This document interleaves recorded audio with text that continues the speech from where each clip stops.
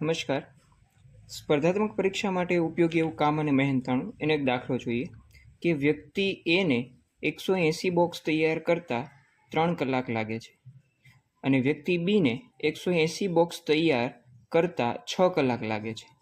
તો બંને સાથે મળીને કેટલા સમયમાં કામ પૂરું કરશે? તો પહેલાં તો આપણે એ નક્કી કરીએ કે 1 કલાકની અંદર અથવા તો બોક્સ કેટલા તૈયાર કરે છે.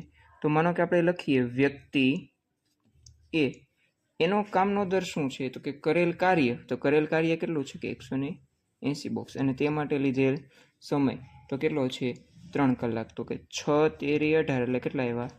તો કે 60 બોક્સ બનાવે છે. એનો કામનો દર કેટલો આવ્યો? 60. હવે લઈએ વ્યક્તિ બી. તો કે વ્યક્તિ બી કેટલા બોક્સ તૈયાર કરે છે? એ પણ 180 બોક્સ જ તૈયાર કરે છે, પણ એના માટે સમય લે છે 6 કલાક. તો કે 6 13 18 અને 0 એટલે એનો બોક્સ કેટલો આવ્યો? તો કે 30. એનો કામનો દર કેટલો આવ્યો? 30. હવે આ બંનેનો સરવાળો કરી લે, સંયુક્ત ગોતવો પડે એટલે કેટલો આવશે?